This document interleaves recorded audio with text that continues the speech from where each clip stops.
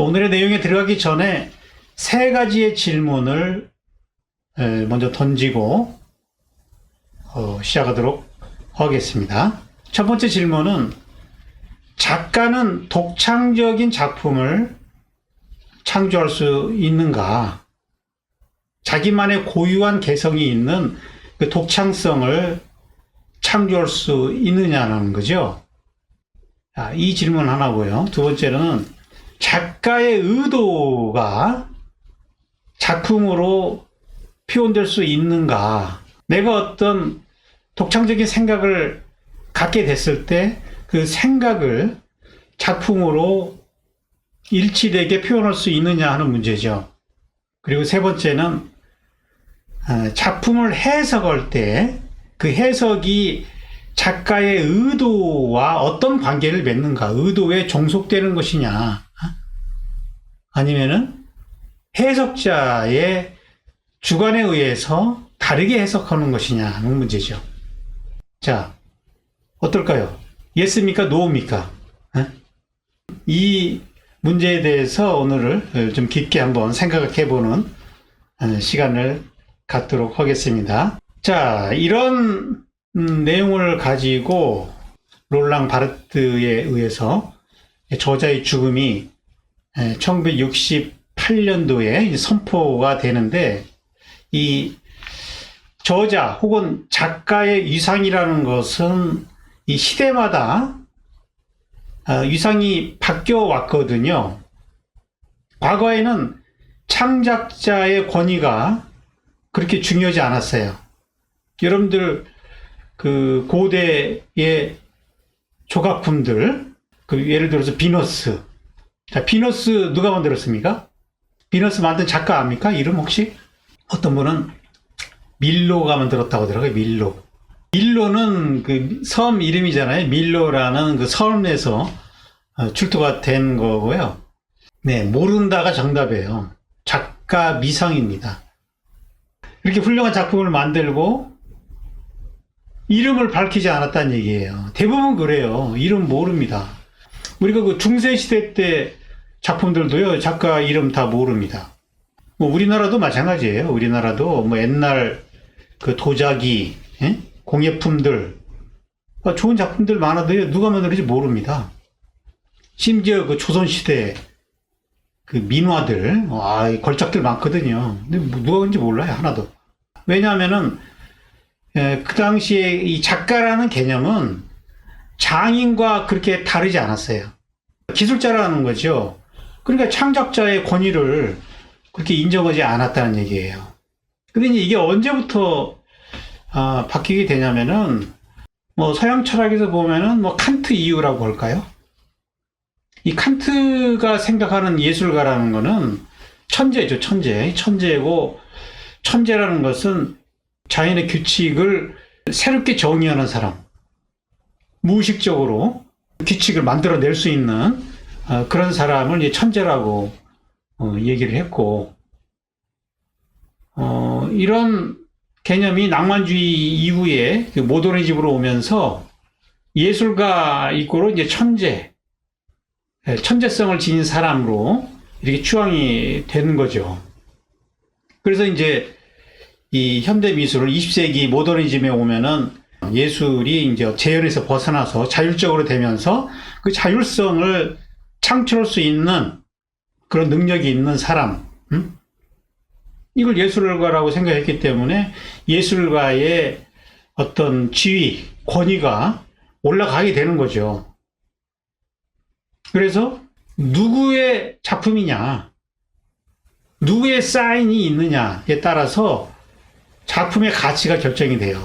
이건 꼭 뭐 바람직한 거라고 볼 수 없죠. 이거 요즘에는 보면 작품을 보는 게 아니라 작가를 봐요, 작가.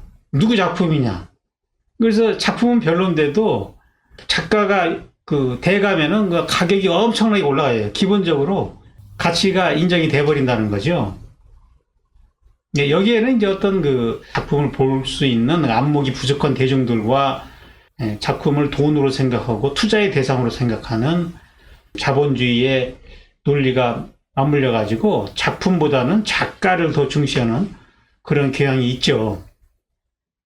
사실 뭐 대가들의 작품도 다 똑같은 게 아니라 이 매너리즘에 빠진 작품들이 많거든요. 자기 복제해가지고 막 잘 팔리면 그냥 막 복제해내는 작가도 많아요.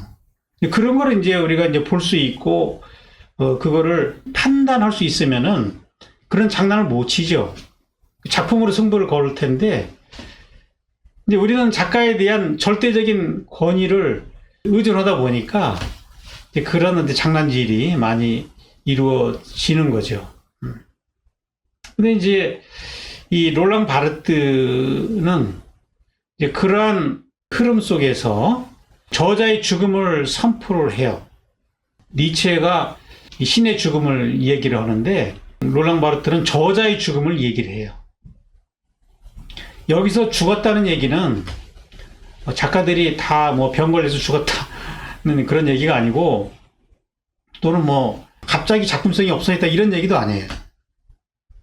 니체가 신을 죽었다라고 했을 때 그 얘기도 실제 신이 죽었다는 얘기가 아니잖아요. 우리가 전통적으로 믿어온 관념으로서의 신이 죽었다는 얘기죠. 그런 것처럼 바르트도 이 저자가 죽었다는 얘기는 우리가 기존에 생각해오는 그런 저자는 끝이 났다는 얘기예요. 자, 바르트의 얘기를 한번 들어보겠습니다. 고대에는 어떤 이야기를 전달해주는 이야기꾼이 있을 뿐이지만, 이 저자라는 이 관념 자체가 없었다는 얘기예요. 그냥 어떤 이야기꾼이 있었는데, 중세 이후에 그런 개인적인 가치, 특히 르네상스에 와서 그렇죠. 르네상스에 와가지고 휴머니즘을 바탕으로 한 인간적 가치와 인격을 내세우면서 이 저자라는 관념이 생겨났다는 얘기예요. 지금까지도 작품의 해석에서 저자의 위치가 결정적이고, 해석의 준거는 작가의 의도에 있다고 그렇게 생각해 왔다는 거예요. 그러니까 바르트가 활동했던 당시 20세기 중반 무렵에 문학계에서 대체적인 그 분위기가 문학 작품을 해석할 때 그 해석의 그 준거를 저자의 의도에 의해 가지고 해석해 왔다는 얘기예요. 근데 바르트는 거기에 대해서 반기를 들고 있는 거예요. 거기서 반기를 들면서 현대 문학에서 저자는 더 이상 글쓰기의 근원이 아니고 다양한 문화에서 비롯된 글들을 배합하고 조립하는 조작자일 뿐이다. 창작자가 아니라 조작자라는 거예요. 조작자. 여러 가지 출처가 다른 곳에서 가져와서 그거를 조합하는 사람이다. 그걸 우리가 텍스트라고 불러요. 텍스트. 그러니까 우리가 이제 과거에 작품이라고 말할 때는 창조물이다라는 그런 관념이 있고, 이 텍스트라는 말을 쓰지를 않죠. 그냥 작품이라고 얘기를 하죠. 근데 지금 바르트는 작품이 창조된 것이 아니라 조작한 거기 때문에 이거를 텍스트라고 불러요. 텍스트. 이 텍스타일, 이 시실 날씨를 이렇게 엮어가지고 하나의 이런 섬유를 만들었잖아요. 그런 것처럼 글을 그렇게 짠다는 거예요. 여러 가지 글 출처가 다른 내용들을. 텍스트를 만드는 순간 거기서 저자가 사라진다. 이 부분이 좀 어렵죠. 그죠? 아니, 텍스트를 만든 사람이 저자인데 왜 텍스트의 저자가 사라지냐. 자, 이 부분을 이해를 해야 이 바르트를 이해할 수 있는 건데, 저도 뭐 저자 중에 한 사람이죠. 지금까지 8권의 책을 썼으니까 저자인데, 이 글을 쓸 때 특히 그 제가 쓰는 책들을 보면은 동서고금의 철학과 미학, 예술에 대한 그런 담론들이 그것들을 갖다가 짜는 역할을 한 거죠. 이미 있던 내용들을 가져와서 그거를 배합하는 방식에서 자기가 들어가는 거죠. 거기에 물론 의도가 들어가요. 어떤 목적에 의해서 그걸 짜는 거니까. 그러나 내가 처음에 생각했던 그 아이디어가 그대로 텍스트로 그게 표현이 되느냐? 이건 아니에요. 뭐 여러분들도 작품을 하신 분들은 이 말을 이해할 거라고요. 내가 가졌던 생각이 그대로 작품으로 다 드러나느냐. 그게 아니라 처음에는 뭔가 막연한 직관이 있어요. 아니, 한 300페이지 되는 내용을 내가 머릿속에 다 어떻게 다 갖고 쓸 수 있겠어요? 그렇게 안 돼요. 응? 근데 일단은 뭐라도 이렇게 써놓으면은요, 내가 처음에 생각했던 건 아닌데, 내가 써놓은 걸 보고 나서, 거기서 이제 아이디어가 떠올라가지고, 그 다른 자료들 찾아가지고 또 이렇게 결합시키고 계속 그런 짓을 한다고요. 그러면은, 최종적으로 이 책이 쓰여진 그 결과를 보면은, 처음에 내가 생각했던 거와 이건 다른 거예요. 대체로 내가 생각한 것보다 책이 훨씬 더 훌륭해요. 나는 평상시에 그렇게 논리 정연하지 않고 그렇게 조직적이지 않아요. 근데 이 책에서는 굉장히 논리적이고 멋있는 말도 많이 들어가 있어요. 나는 평상시에 그렇게 멋있는 말을 많이 못해요. 그러니까 나를 뛰어넘는 무언가가 텍스트에는 들어가게 되는 거라고요. 응? 그래서 책만 본 사람은 저자에 대한 신비가 있을 수 있죠. 보고 싶어 하는 사람도 있어요.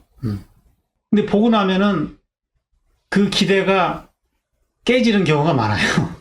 실제 삶에서 부딪히면은 자기가 생각했던 그런 건 아니거든요. 근데 진짜 좋은 텍스트는요, 저자의 의도가 사라져야 되는 거라고요. 아니, 내가 별거 아닌데 내 의도가 그대로 들어간 그 텍스트가 대단한 될 수가 없잖아요. 의도 너머에 그 무언가가 있어야겠죠. 그러려면 내가 텍스트를 짤 때 어떤 주제를 깊게 생각할 때 내가 평소에 생각하지 않았던 그 내용들이 떠오르고 그 순간 즉흥적으로 뭐가 이루어지는 거라고요. 저는 그걸 참 즐기는 편이에요. 강의할 때도 마찬가지고 책 쓸 때도 마찬가지고 순간이 있어요. 나를 초월하는 그 순간, 그 짧은 순간이지만 그때는 나를 넘어서는 그 무언가가 나오는 거거든요. 그럴 때 좋은 작품이 나오고 좋은 책이 나오는 거죠. 그러니까 이 저자가 죽어야 되는 거라고요. 작품 속에서. 저자가 살아있다. 그러면 그 의도를 이렇게 들어보면은 유치하죠. 그죠? 여러분들의 작품의 그 제작 의도를 이렇게 막 들으면은 유치해요. 꽃이 아름다워서 그랬다. 그게 뭐예요? 설명할 수 없는, 그 의도로 설명할 수 없는 그 너머에 그 뭐가 있는 작품이 좋은 작품 아니겠어요? 걸작들을 보면은요, 그 의도를 파악하기가 어려워요. 심오한 거죠, 그러니까.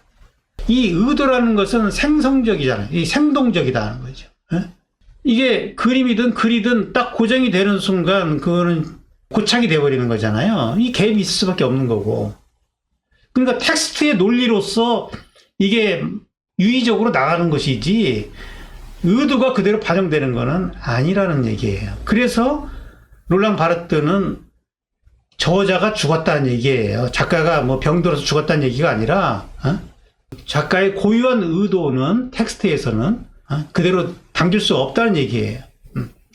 글을 쓰는 순간 저자의 의도는 사라져버린다는 얘기예요. 그러니까 그걸 해석할 때도 저자의 의도를 해석하는 것이 그게 절대적이 돼서는 안 되는 얘기예요. 그 아무 해독을 하듯이 그 저자를 연구해가지고 저자의 의도를 해석하는 것이 거기에 그쳐서는 안 된다고 보는 거죠. 그게 중요한 게 아니기 때문에.